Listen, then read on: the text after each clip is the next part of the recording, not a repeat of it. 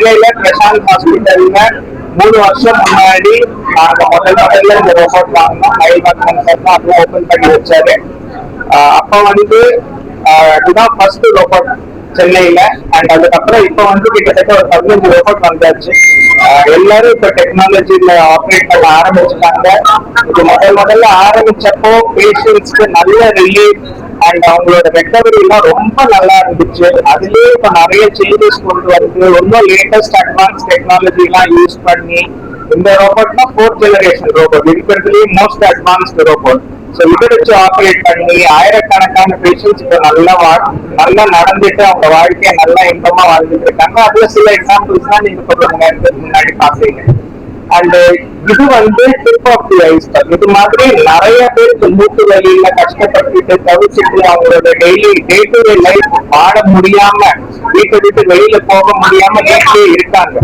So அவங்களுக்கெல்லாம் நம்ம சொல்ல வேண்டியது என்னன்னா, இது மாதிரி டெக்னாலஜி வந்திருக்கு, ஆப்ரேஷன் பண்றது ரொம்ப சுலபமாயிடுச்சு, ரெக்கவரி ரொம்ப ரொம்ப கம்ஃபர்டபுளா இருக்கு. இப்ப நீங்க பேஷண்ட் பார்த்தீங்க, ஆப்ரேஷன் பண்ணி 20 நாள் தான் ஆச்சு, 2 முட்டையும் மாற்றியாச்சு அவருக்கு ரோபோட்டிக் சிகிச்சையில.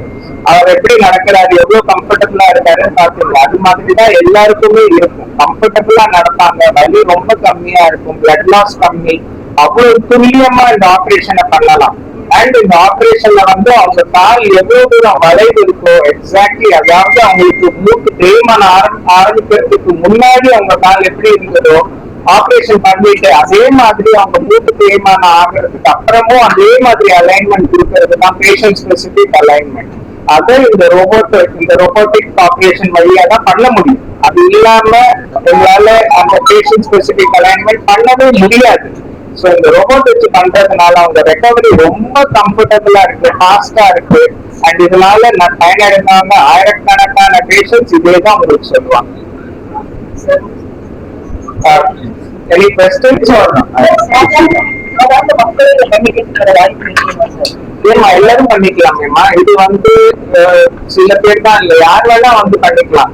இது இன்ஃபேக்ட் வயசு ரொம்ப கம்மியா இருக்கவங்களுக்கு இது ரொம்ப நல்லது. ஏன்னா நான் அலைன்மெண்ட் அவ்வளவு பர்ஃபெக்டா இருக்கிறதுனால இது குறைஞ்சது 25 to 30 வருஷம் வரைக்கும் வரும். ஸோ முன்னாடி நாங்க கன்வென்ஷனலா பண்ணிட்டு இருக்கும் போது அது ஒரு 10-15 வருஷம் தான் வந்துட்டு இருந்தது.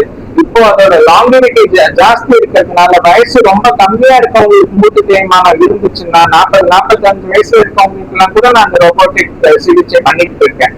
அண்ட் வயதானவர்களுக்கும் பண்றது பெட்டர். ஏன்னா அவங்களுக்கு பிளட் லாஸ் கம்மியா இருக்கும், வலி கம்மியா இருக்கும், ரெக்கவரி ஃபாஸ்டரா இருக்கிறதுனால அவங்களும் தாராளமா பண்ணலாம்.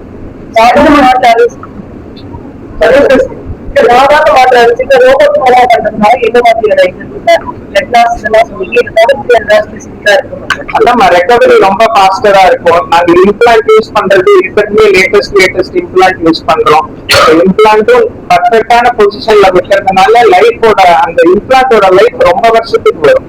ஸோ அதனால இதோட ரெக்கவரி ரொம்ப ஃபாஸ்டா இருக்கு. நான் வந்து ஆப்ரேஷன் பண்ணி கன்வென்ஷனலா, அதாவது இந்த ரோபோட் இல்லாம ஆப்ரேஷன் பண்ணி ஒரு பேஷண்ட்டுக்கு ரெக்கவரி ஒரு 3 மாசம் 4 மாசத்துக்கு எவ்வளவு எதிர்பார்க்கிறேனோ அது இப்ப 1 மாசத்துக்குள்ள வருது. ஸோ அதனால பேஷண்ட் முன்னாடி அந்த பிசியோதெரப்பி எல்லாம் பண்ணா வலிக்கும், அந்த கஷ்டப்பட்டு இருக்கிறது அதெல்லாமே ஃபுல்லா போயிடுச்சு.